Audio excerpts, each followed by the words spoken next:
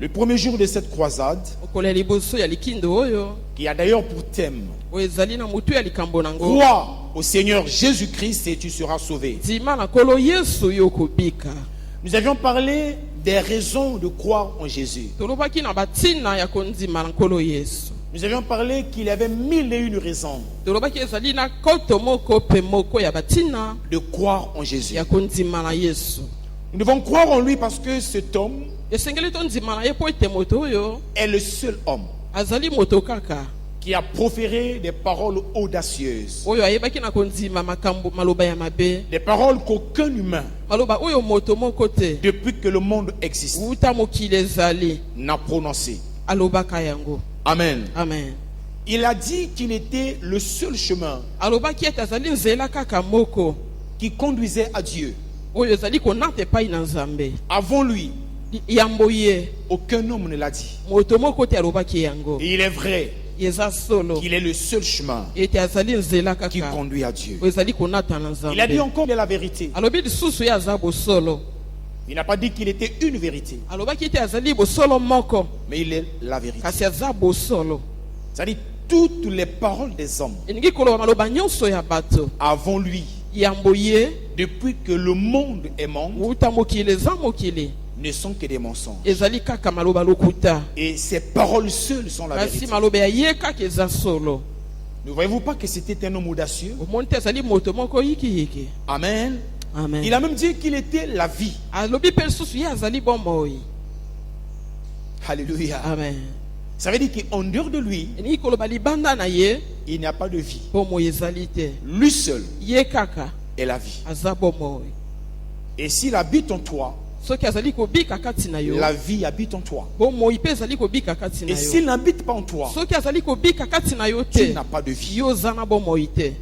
N'est-ce pas là une parole audacieuse? Je disais que nous avons des raisons de croire en cet homme parce qu'il a dit des paroles. Il a prononcé des choses extraordinaires. Et ces choses étaient vraies. Amen. Amen. Et nous avions aussi des raisons de croire en cet homme parce qu'il est le premier, le seul, l'unique homme qui a dit qu'il a le pouvoir de donner sa vie et de la reprendre. Et il a fait. Il est le seul homme qui a donné sa vie. Non pas qu'on lui a arraché la vie, non pas qu'on l'a tué, mais il s'est donné, il s'est livré. Et il avait dit qu'il le fera. Mais il a aussi le pouvoir de reprendre cette vie qu'il donne. La preuve, il a accepté qu'on le mette à mort. Il a accepté qu'il soit enseveli dans une tombe. Et le troisième jour, il est sorti vivant. Dites-moi, connaissez-vous un seul homme depuis que le monde est monde qui a dit cela ou qui a fait cela? Amen. Amen. Il est le seul. Il est l'unique. Voilà pourquoi il pouvait dire je suis la résurrection.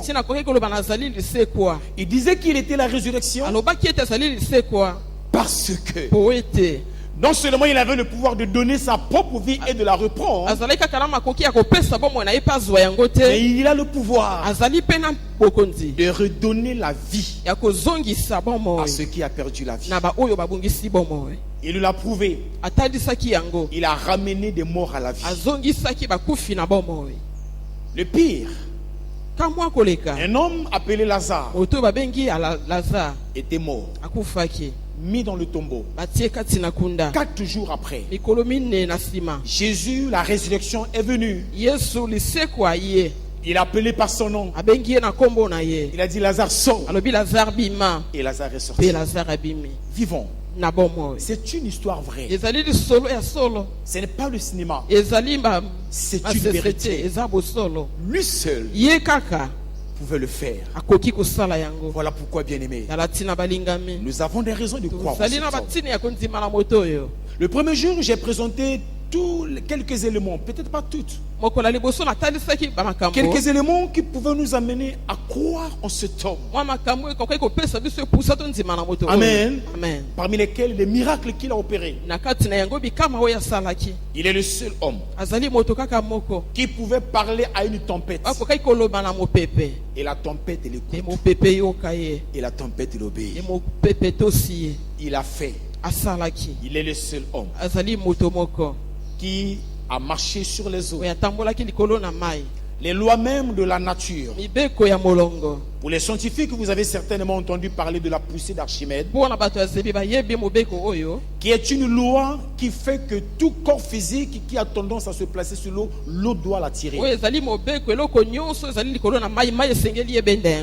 Amen. Amen. Et pour tout bon scientifique, vous avez certainement entendu parler de la loi de la pesanteur. C'est une force que la terre a d'attirer vers elle tout corps qui monte en suspension. Mais Jésus, lui, il est le seul homme qui a bravé ses lois. Il a marché sur l'eau. L'eau n'a pas pu l'attirer. Il a connu l'ascension. Il est monté vers le ciel. La terre n'a pas pu l'attirer. C'est un homme extraordinaire. Il n'y en a pas deux. Le monde n'a pas connu deux. Alléluia. Amen. Il a fait beaucoup d'autres miracles. En un seul jour, il a nourri plus de 5000 personnes avec quelques poissons et quelques pains. Qui connaissez-vous? Déjà nous-mêmes, quand nous organisons des petits festins, nous sommes stressés. Quand nous avons 500 invités, on se pose des questions. Comment les nourrir? Comment acheter assez de boissons pour que tout le monde boive? Comment préparer autant de nourriture pour que tout le monde mange? Lui, il n'avait pas ces problèmes. Il suffisait d'un rien pour qu'il amène en existence ce qui n'a jamais existé. Voilà pourquoi je disais, bien aimé, la fois passée, que nous avons des raisons de croire en cet homme. Nous avons des raisons de lui faire confiance. Alléluia. Amen. Oh, amen, amen. Amen. Et toujours cette première journée, je vous ai présenté un Jésus qui n'a pas changé. Un Jésus qui guérit les malades. Et alors, toutes sortes de maladies. Nous avons essayé de faire un rapprochement entre la capacité que Jésus a de guérir les malades et ce qu'est un centre hospitalier universitaire. Vous avez dit qu'un centre hospitalier universitaire, c'est un grand centre hospitalier où on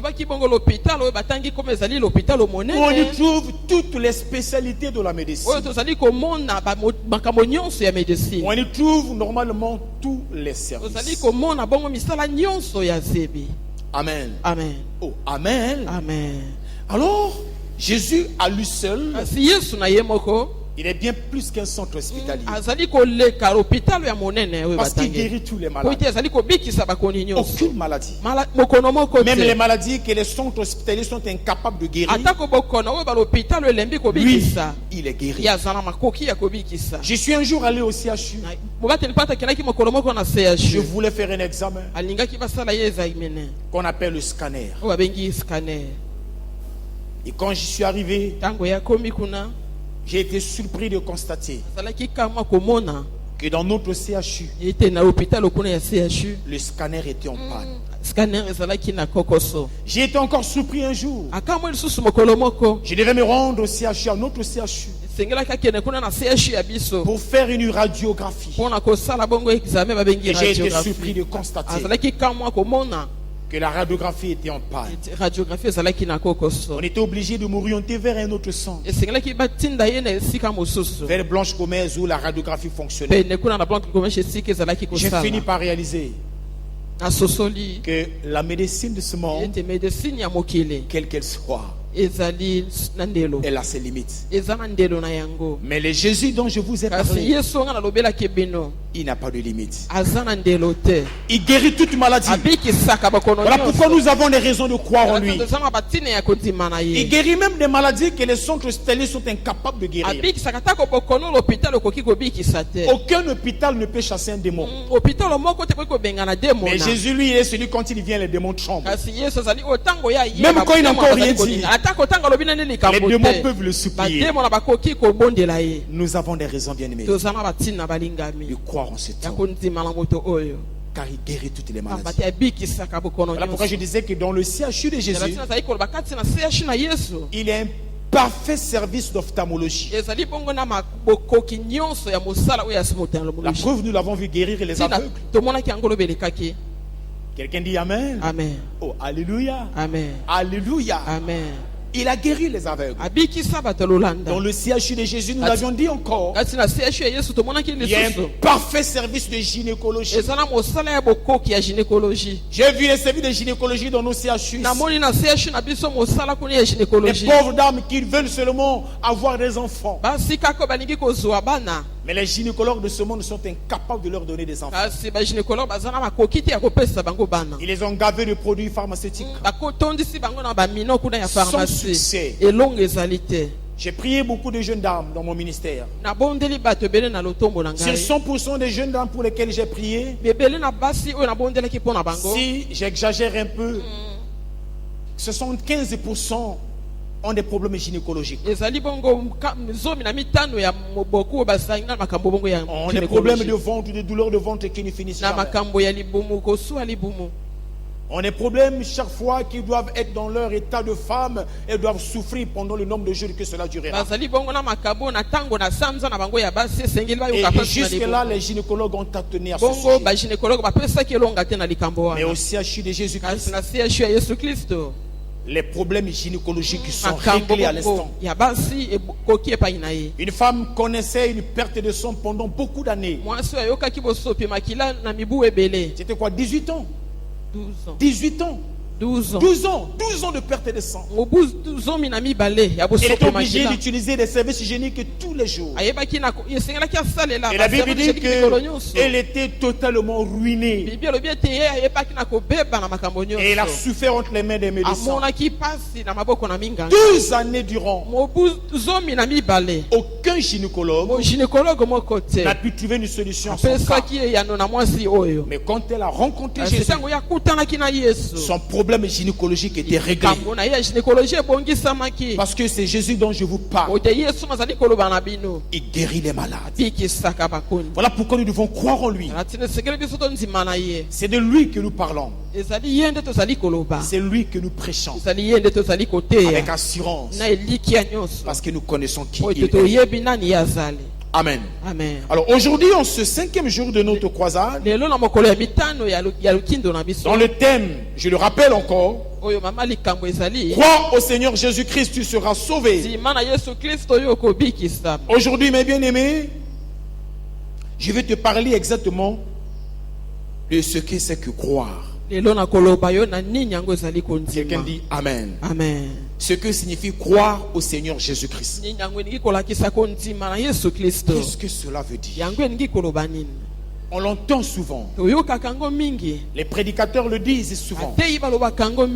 Depuis le premier jour où nous en avons parlé assez. Crois au Seigneur Jésus. Tu seras sauvé. Qu'est-ce que cela veut dire? Qu'est-ce que cela sous-entend? Amen. Amen. Amen, amen. Amen. Alors, je vais dire une chose. Croire en Jésus-Christ, c'est la clé même de la foi chrétienne. Croire en Jésus-Christ, c'est la seule chose la plus importante que Dieu ait demandé aux hommes. Alléluia. Amen. Alléluia. Amen. Alors, pourquoi devons-on croire en ce temps? Qu'est-ce que cela signifie? La Bible nous enseigne que Christ est celui qui est venu pour sauver le monde. Voilà pourquoi j'aime dire qu'il est le sauveur et le guérisseur de l'humanité. Et ce matin, avant que je ne conclue, je veux dire à une personne que si tu crois avec moi, tu verras la gloire de Dieu. Tu verras la main de Dieu. Tu verras c'est Jésus à l'œuvre. Car la parole déclare qu'il est le même, qu'il était hier, qu'il est aujourd'hui et il le sera éternellement. Il ne change pas. Et je crois de tout cœur que si une personne parvient à connecter sa foi avec ma foi ce matin, elle recevra son miracle. Parce que Jésus fait le miracle. Et il le fera certainement ce matin. Je sais de quoi je parle. Voilà pourquoi j'ai foi en ce temps. Alors Jésus est le sauveur et le guérisseur. Alléluia. Amen. Alléluia. Amen. De quoi devrait-il nous sauver? Voilà une question clé, une question capitale. De quoi devrait-il nous sauver? Amen, amen. Amen. Jésus est venu pour une mission nette, claire et précise. Il est venu pour sauver le monde du péché. Quelqu'un peut dire avec moi le péché. Le péché. Dis encore bien avec moi le péché. Le péché. Le péché, c'est le plus grand drame de tous les temps. Le péché, c'est le plus grand problème de l'humanité. Le péché, c'est le plus grave problème de tous les temps. Il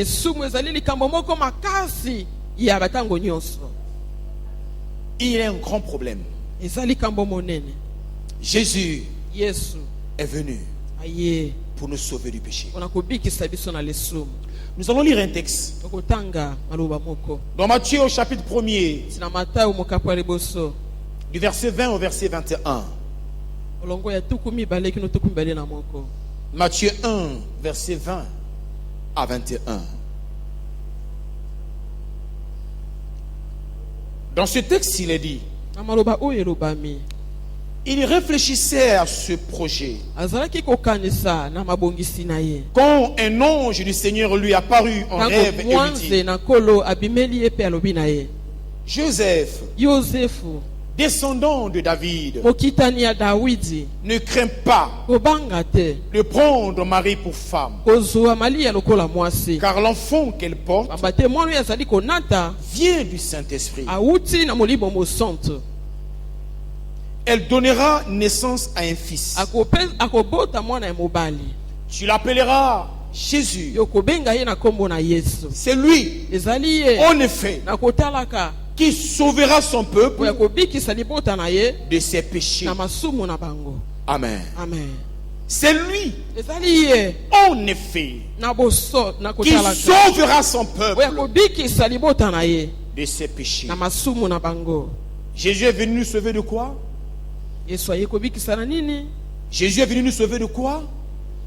Du péché, la Bible le dit. Donc la raison de la venue de Christ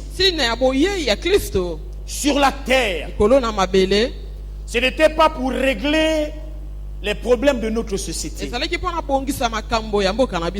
Jésus n'est pas venu pour régler le problème de pénurie d'eau. Vous savez que la Samarie à l'époque, c'était le coin qui avait le plus besoin d'eau. La Samarie avait un problème d'irrigation parce qu'il manquait d'eau même pour les plantations. Il y avait de l'eau manque en Samarie.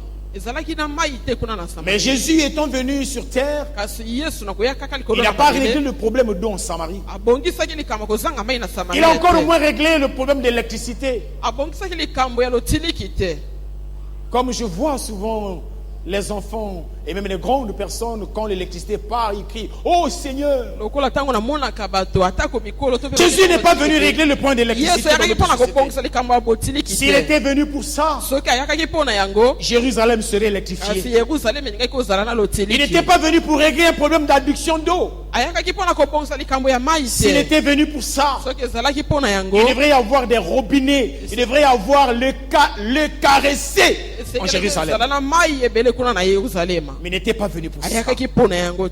Il était venu pour sauver son peuple de ses péchés.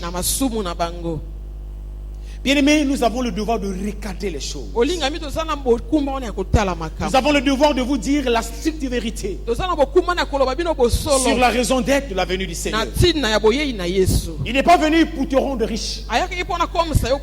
La preuve, lui-même, quand il était sur la terre, il n'avait pas de demeure.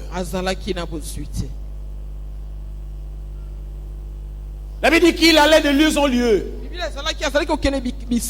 La plupart du temps, il passait ses nuits sur la montagne des Oliviers, ou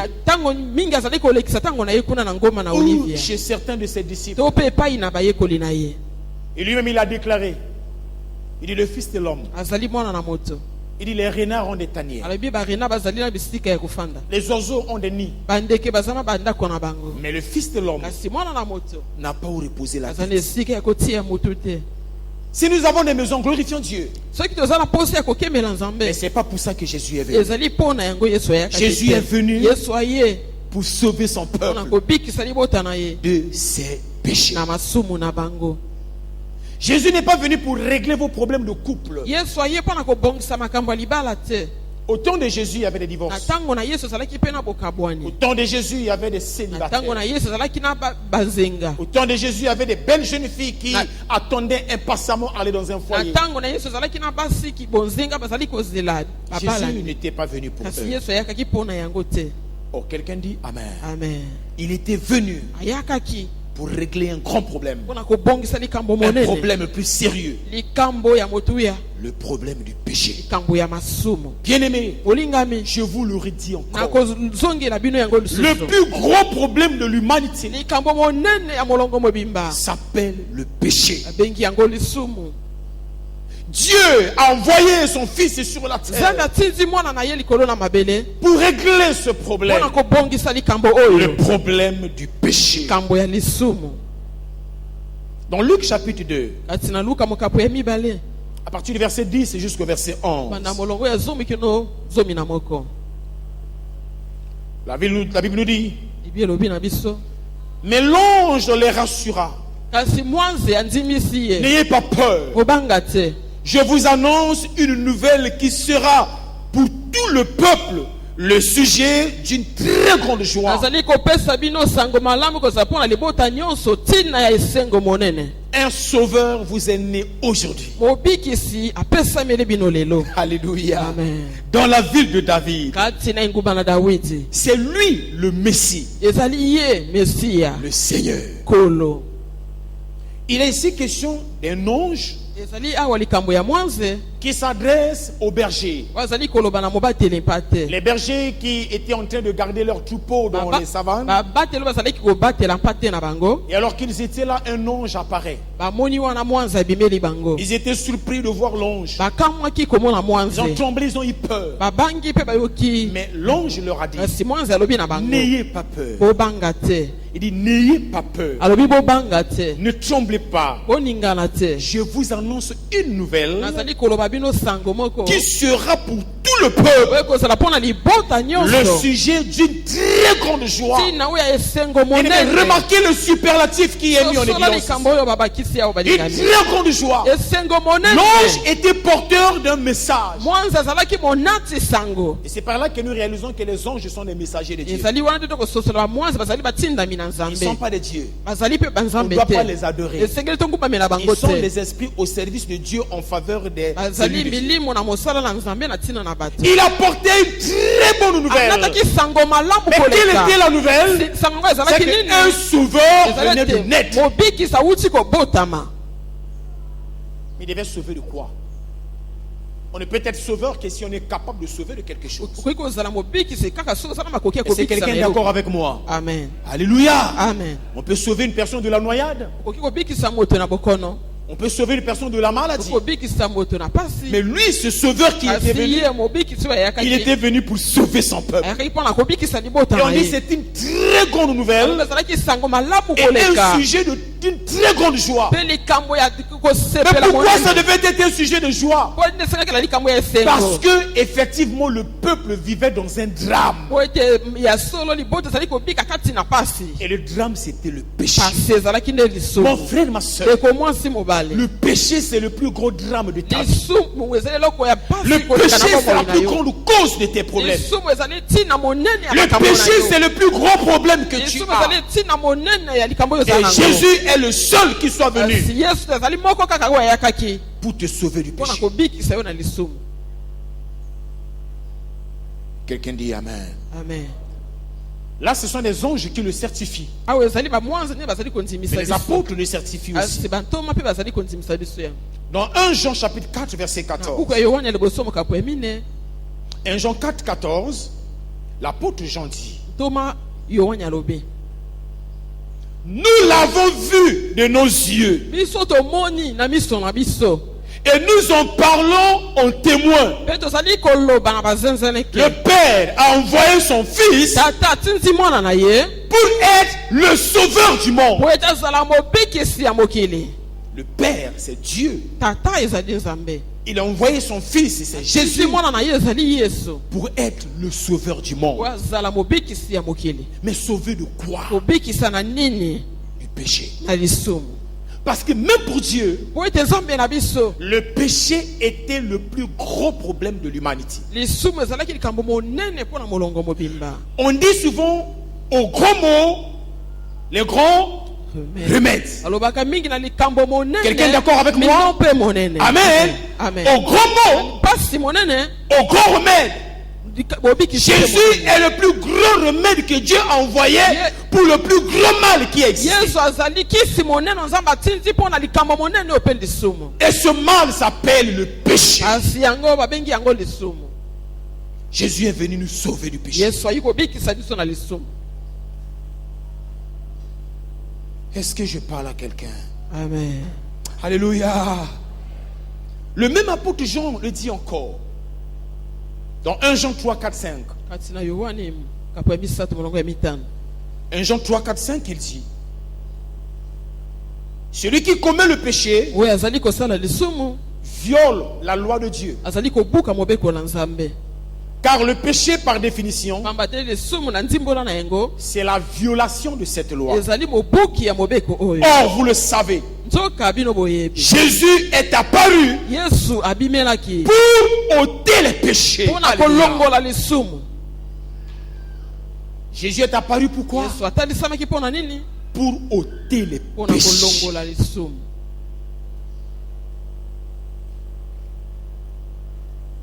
Quelqu'un dit Amen. Amen. Est-ce que quelqu'un est en train de réaliser avec moi combien le plus gros drame de l'humanité c'est le péché? Jean l'apôtre, Jean le disciple que Jésus aimait le plus, c'est lui qui rend témoignage dans sa lettre. Il dit: vous savez que Jésus est apparu, Jésus est venu pour ôter le péché. Et il n'y a pas